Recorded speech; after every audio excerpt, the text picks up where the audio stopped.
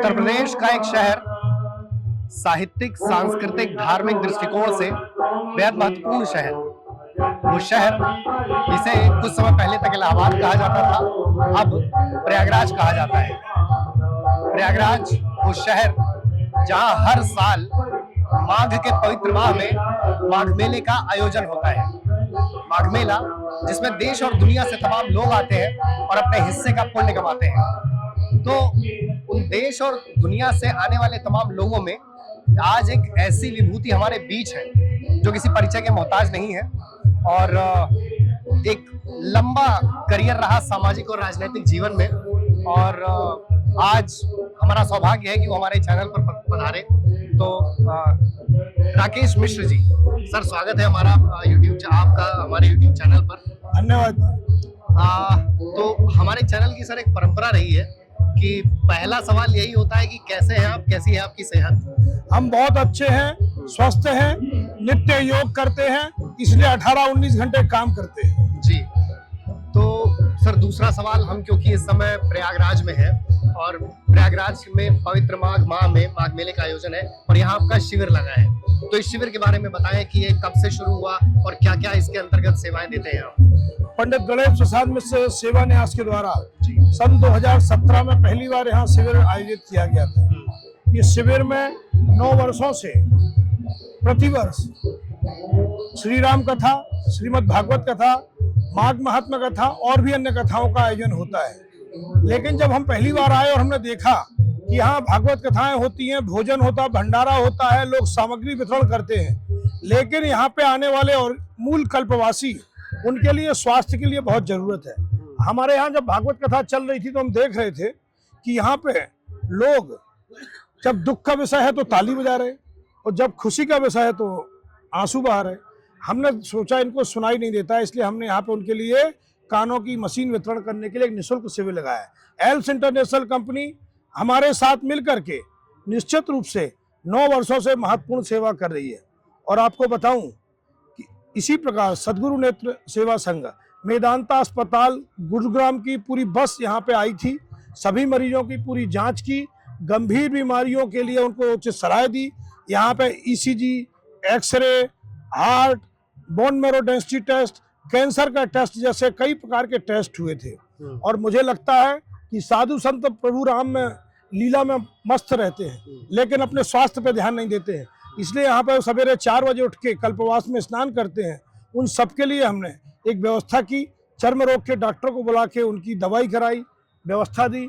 Doctor ओझा यहाँ पे बहुत अच्छे चर्म रोग के विशेषज्ञ हैं, उन्होंने भी पिछली बार सेवाएं दी थी, बीच बीच में हम उनको बुलाते हैं।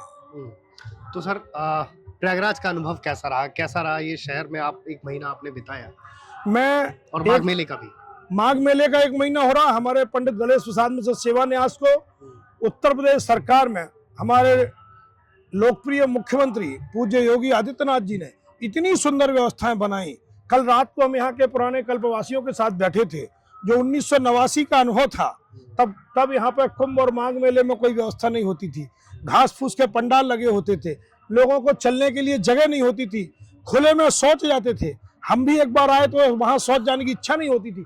आज मैं देखता हूँ चारों तरफ फिल्टर्ड पानी है, सीवर लाइन बिछी है, हजारों किलोमीटर सीवर लाइन है। ये अपने आप में बड़ा चैलेंजिंग काम हमारे मुख्यमंत्री जी और उत्तर प्रदेश की सरकार ने पूर्ण किया है। प्रशासन के लोगों ने 24 घंटे बिजली की व्यवस्था, पीने के पानी की व्यवस्था, अलाव की व्यवस्था, राशन की व्यवस्था भी साधु सन्यासियों के लिए की है। मुझे लगता है इतना सुंदर दृश्य सामने से दिखता है। प्रधानमंत्री श्री नरेंद्र मोदी जी की जो सांस्कृतिक राष्ट्र की अवधारणा है, उसमें माघ मेला और पिछले वर्ष हुआ कुंभ मेला, हम अर्ध कुंभ मेला में भी पूरी तरह से थे। अर्ध कुंभ में भी हमने 2 बार शिविर लगाया था और प्रयागराज के नागरिकों ने जिस तरह से अपने नागरिक कर्तव्यों का निर्वहन करते हुए आम जनमानस की जो सेवा की, उसको मैं सबको विनम्र प्रणाम करता हूँ। सर जैसा कि अभी आपने बातचीत के दौरान बताया कि जिनके नाम पर इस न्यास का नाम है, पंडित गणेश प्रसाद मिश्र, वो राष्ट्रीय स्वयंसेवक संघ के, आपकी जानकारी के मुताबिक पहले प्रचारक रहे, तो वो बताएं कि क्योंकि संघ का एक अपनी कार्यशैली है, तो ये उनके नाम पर ही ये न्यास का नाम क्यों? और दूसरा कि संघ का जो माइंड सेट है, विचारधारा है, वो यहाँ पर इस पर कैसे सूट होती है? पंडित गणेश प्रसाद मिश्र जी 1947 में जब देश आज़ाद हुआ तो भारत के अजमेर बोर्ड के टॉपर हुआ करते थे और पोस्ट मास्टर थे। 1948 में गांधी जी की हत्या हुई तब उनके झांसी में पोस्टिंग थी। उस पोस्ट ऑफिस में संघ की शाखा लगती थी। जैसे संघ में नौजवान लोग खेलते हैं कूदते हैं, उनको सरकार ने सिद्ध कर दिया कि गांधी जी के हत्यारे हैं और 1948 में हमारे पूज्य पिताजी को 6 महीने जेल जाना पड़ा। बाद में संघ प्रसिद्ध हुआ कि गांधी के हत्यारे नहीं है, ये नाथूराम गोडसे ने हत्या की, उसका आरएसएस से कोई संबंध नहीं है। ऐसे समय फिर पिताजी को कहा गया कि या तो माफ़ी मांगो कि संघ में नहीं जाऊंगा या फिर नौकरी करूंगा। तो उन्होंने कहा कि मैं माफ़ी नहीं मांगूंगा, मैंने कोई अपराध नहीं किया है, और उन्होंने जो है नौकरी छोड़ी, राष्ट्र की सेवा में लगे। वो पहले से विवाहित थे, इसलिए 1956 तक वो उत्तर प्रदेश के अलग अलग जिलों में प्रचारक रहे। ज़्यादातर समय उनका कानपुर जिले में रहा, कानपुर देहात में, झांसी जिले के चिरगांव में, बबीना में, और उन्होंने एक बड़ी फौज खड़ी की स्वयंसेवकों की। फिर बाद में 1975-78 इमरजेंसी के समय, उस समय भी 18 महीने भूमिगत रहे। हमारा जो धवर्रा गांव है वो उत्तर प्रदेश और मध्य प्रदेश के बॉर्डर पे है, तो जब कभी उत्तर प्रदेश से वारंट होता था तो मध्य प्रदेश में भाग जाते थे, मध्य प्रदेश में वारंट होता था तो उत्तर प्रदेश में भाग जाते थे। इस बात का प्रमाण स्वयं आशीष गौतम जी, जो दिव्य प्रेम सेवा मिशन के संस्थापक हैं, आज उन्होंने प्रचार में ये बात कही। सवेरे माघ मेला में जो उद्घाटन स्वास्थ्य शिविर का किया, तो उन्होंने जो है उसमें कहा कि धवर्रा गांव ऐसा है जिसकी एक खिड़की, एक दरवाजा यूपी में खुलता है, एक एमपी में खुलता है। आपसे निवेदन है ऐसे सब पुराने लोगों के नाम और कथाएं भूल न जाएं, इसलिए हमने पंडित गणेश प्रसाद मिश्र सेवा न्यास की स्थापना की। हमारी पूज्य माता जी ने कहा कि पिताजी सेवा के काम करते थे, बेटा तुम्हें भगवान ने सब कुछ दिया है, जो भी धन धान्य आता है उसमें से कुछ काम सेवा के काम में खर्च करो। और मुझे बताते हुए खुशी हो रही है कि मेरा बेटा संकल्प, पिताजी के 100 साल जब इस साल पूरे हुए तो उसने एक चलता फिरता मुफ्त अस्पताल दान में दिया। सतना में प्रतिदिन वो 100-150 मरीजों को सब प्रकार की दवाइयाँ, 23 प्रकार की मुफ्त की जांचें करता है और उनको जो है जरूरी बड़े डॉक्टरों की सलाह देता है। आपको बता दूं यहाँ पे 48वां स्वास्थ्य शिविर है, 47 बड़े शिविर मेदांता अस्पताल, बालाजी हॉस्पिटल, एम्स के डॉक्टरों की टीम के द्वारा और ऐसे आयोजन किए गए जिनमें हजारों लोगों को लाभ हुआ। मेरी सोच है कि पिताजी वैद्य थे तो उसका लाभ उन लोगों को मिले। वो लोग जो है जिनको पास जानकारी नहीं है, उनको सही जानकारी में सही दवाई मिले, उनकी जांचें हों। और मैं कहता हूं कि हमारे सेवा न्यास के माध्यम से हर दिन दिल्ली, मुंबई, भोपाल, लखनऊ, अन्य शहरों में भी दूसरे अस्पतालों के डॉक्टरों से मिलकर के हम परामर्श कराते हैं, उनको दवाइयाँ उपलब्ध कराते हैं। सर, राजनीतिक पटल पे दिखता सब कुछ बहुत सुंदर है, लेकिन ये बात शायद आम जनमानस समझता नहीं है कि उसकी पृष्ठभूमि में बहुत मेहनत, बहुत दबाव होता है। तो मैं चाहूँगा कि आप एक हल्का सा मतलब एक बताएं कि कितना दबाव होता है या फिर कितना कठिन है वो पूरे मंच को सजाने में, जो राजनीतिक पटल पर सब कुछ अच्छा दिखाने में कितनी मेहनत लगती है। आपको बताऊं कि कल यहाँ पे गणतंत्र महोत्सव था जी। पूरा देश जो है हमारे प्रधानमंत्री के नेतृत्व में गणतंत्र दिवस मना रहा था। हमने भी यहाँ ध्वजारोहण किया और हमने केवल एक बात कही, हम अधिकारों की चर्चा करते हैं, हमें कर्तव्यों की बात करना चाहिए। हमारे संविधान में हमारे मूलभूत कर्तव्य हैं, यदि हमें कर्तव्यों को याद कर लें, हर नागरिक सिविक सेंस समझ ले, तो ना ट्रैफिक की समस्या होगी, ना गंदगी होगी, ना जो है भ्रष्टाचारी होगी। हम लोग अपने जो ड्यूटी दी गई है उसको ठीक ढंग से करते हैं, तो मुझे लगता है ये देश हमारा दुनिया की उच्चतम स्थिति में जाएगा और एक दिन भारत परम वैभव में पहुंच के फिर से सोने की चिड़िया बनेगा। सर, सोशल मीडिया ने बहुत कुछ बदल दिया है और राजनीति को भी काफ़ी हद तक बदला है, और भारतीय जनता पार्टी ने उस बदलाव को सर्वप्रथम संभवतः स्वीकारा है, तो और उसका नतीजतन भारतीय जनता पार्टी को परिणाम भी मिला। तो इस सोशल मीडिया के प्रभाव को, सोशल मीडिया के राजनीति पर प्रभाव को कैसे देखते हैं? बहुत अच्छी बात आपने कही। आप जैसे नौजवान लोग जिनके हाथ में एक छोटा सा मोबाइल है, वो भी आज ऐसी अच्छी अच्छी बातें करते हैं। ज्ञान की बातें सोशल मीडिया में सर्वाधिक पहुंचती हैं, और मैं समझता हूं कि नौजवानों ने जो काम खड़ा किया है, मोदी जी के 2014 में पहली बार प्रधानमंत्री बनने के बाद, इसका निश्चित रूप से चाहे नरेंद्र मोदी ऐप हो, चाहे फेसबुक हो, यूट्यूब हो, ट्विटर के बाद एक्स बना हो, इन सब में नौजवानों ने आज गांव गली की सब समस्याओं को सत्यता के साथ दर्शाया है, और यही आज हमें लगता है देश की योजनाएं बनाने में बड़ा महत्वपूर्ण कारगर हो रहा है। आप देख रहे हैं कि अपने देश में सोशल मीडिया का इतना प्रभाव है कि दुनिया की सभी कंपनियां भारत में सोशल मीडिया के माध्यम से प्रचार प्रसार कर रही हैं। सरकार मोदी जी की पहले बनी, उन्होंने उसका ठीक ढंग से उपयोग किया तो निश्चित रूप से उनको लाभ पहले मिला। जो अच्छा काम करेगा उसको लाभ मिलने ही वाला है। सोशल मीडिया देश का ताकत बन चुकी है।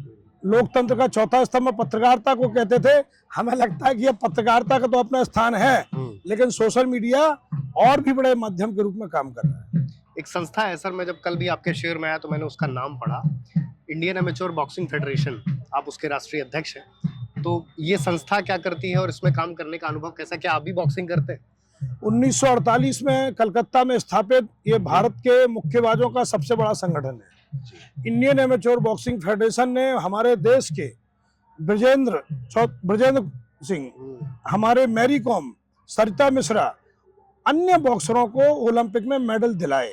भारत में बॉक्सिंग का इतिहास पुराना रहा, और ऐसा कहते हैं कि हमारे कहावत है कि बच्चा पैदा होता है मुट्ठी बांध के, तो मुट्ठी बॉक्सिंग का निशान है। तो हमें लगता है कि बॉक्सिंग का प्रयोग हर स्कूल कॉलेज में जितना अधिक होगा, हमारा देश मोदी जी के नेतृत्व में 2036 में जो भारत में ओलंपिक होगा उसमें हमारे बॉक्सिंग में सर्वाधिक पदक लाएंगे। पूरे देश में हर महीने बॉक्सिंग की बड़ी चैंपियनशिप होती है। इंटरनेशनल बॉक्सिंग एसोसिएशन के द्वारा हमारी संस्था IABF की मान्यता है। भारत में हर माह ग्राउंड लेवल से खिलाड़ी का चयन किया जाए, इसलिए हमने अयोध्या जैसे जगह पे पिछले अक्टूबर महीने में मैच किए। राजस्थान के उदयपुर में नेशनल चैंपियनशिप हुई, रांची में, भागलपुर में, हरियाणा के हिसार में, जहां जहां बॉक्सरों की वो है उनको हम प्रायोरिटी से ले रहे हैं। और आपको बताते हुए खुशी हो रही है कि अपने देश में ट्रेनिंग की बड़ी कमी है। प्रधानमंत्री खेलो इंडिया के माध्यम से पूरी भी कर रहे हैं। हमारे देश के खेल मंत्री डॉक्टर मनसुख मांडविया जी इसको बड़ी शिद्दत के साथ कर रहे हैं। नया स्पोर्ट्स बिल लाए हैं, लेकिन ग्राउंड रियलिटी में हम और आपको मिलकर के खिलाड़ियों को आगे लाना पड़ेगा। हमारी इंडियन एमेच्योर बॉक्सिंग फेडरेशन ने हर एक खिलाड़ी को कैश प्राइज की व्यवस्था की है, और हमने कहा है कि खिलाड़ी को क्रिकेट की तरफ सर्वाधिक ध्यान सबके लोगों का रहता है। कृपा करके क्रिकेट के अलावा और खेलों की तरफ जाएं। हमारे खिलाड़ी अच्छे गाड़ियों से चलें, मर्सिडीज से चलें, और उनके अच्छे नगद इनाम मिले तो भारत के बॉक्सरों की तरफ लोगों का ध्यान जाएगा। बहुत अच्छी बात कही सर आपने। अंतिम 2 प्रश्न मेरे। जिन नेताओं को सर हम टीवी पर देखते हैं, बहुत उनसे देखकर बहुत लोग प्रेरित होते हैं, उनमें अपना आदर्श देखते हैं। आप, मैं नाम नहीं लूंगा, लेकिन आप वैसे तमाम नेताओं के साथ आपका एक लंबा करियर रहा, तो मैं सिर्फ इतना जानना चाहता हूं सर, एक आम जनमानस होने के नाते, कि इन नेताओं के साथ काम करने का अनुभव कितना अद्भुत है? बहुत अच्छा रहा है, मैंने तो बहुत कुछ सीखा। मैं मूलतः स्वयंसेवक हूँ। अखिल भारतीय विद्यार्थी परिषद में नगर से लेकर के प्रदेश के संगठन मंत्री, प्रदेश के अध्यक्ष से जैसे जिम्मेवारियां मेरे पास रहीं, और बाद में जब हमें कहा गया कि आप संघ से राजनीतिक क्षेत्र में काम करना है, वहाँ भी पार्लियामेंट्री बोर्ड के लोगों के साथ मैंने काम किया। मुझे लगता है आज मेरा जो व्यक्तित्व विकसित हुआ है, और मैंने आपसे बात कही, योग करके 18-19 घंटे सक्रिय रहते हैं, और उसके कारण राजनीति में कोई 18-19 घंटे सक्रिय नहीं है, तो हमें लगता है वो सक्सेस नहीं हो सकता है। इस साल को सर कितना महत्वपूर्ण मानते हैं? देश के 2 बड़े प्रदेशों में, बंगाल में, तमिलनाडु में चुनाव है, तो उस दृष्टि से 2026 राजनीतिक दलों के लिए कितना कठिन या कितना चुनौतीपूर्ण है? राजनीतिक काम राजनीति की दृष्टि से होता है। अभी हम प्रयागराज की पवित्र संगम भूमि में बैठे हैं, और संगम तट पर बैठ करके हम आज यहाँ पे ज्ञान और अध्यात्म की चर्चा करें। राजनीतिक चर्चा करने लिए आप दिल्ली में सादर आमंत्रित हैं। सर, जाते जाते युवाओं के नाम कोई संदेश देना चाहेंगे हमारे चैनल के माध्यम से? आपके चैनल के माध्यम से केवल एक बात कहना चाहता हूँ, युवाओं को अपना समय नागरिक कर्तव्यों के पालन में लगाना चाहिए। अपने समय का सदुपयोग करें, मोबाइल और सोशल मीडिया का एक समुचित उपयोग करें, क्योंकि हमने AI आने के बाद चुनौतियां बढ़ी हैं। गूगल पर बहुत सारी सामग्री ऐसी परोसी जा रही है जो हमारे लिए दुधारू तलवार है। सही जानकारी प्राप्त करके कैरियर की तरफ बढ़ें, लिखने पढ़ने की आदत की तरफ जाएं, पुस्तकें पढ़ें। ज्ञान कहीं का भी अच्छा हो सकता है, लेकिन केवल गूगल और व्हाट्सएप इंडस्ट्री को ज्ञान ना बनाएं। यही मेरी युवाओं के सामने है। और दूसरी बात मैं कहता हूं, सभी युवाओं को अपना शरीर स्वस्थ रखना होगा, इसके लिए मैदान में जाकर के कुछ घंटे खेलना कूदना कसरत करना बहुत ही जरूरी है। तो इतनी बातों के बाद कुछ कहने के लिए बचता नहीं है, विदा लेते हैं, मिलेंगे किसी अगली वार्ता में, तब तक के लिए नमस्कार। नमस्कार।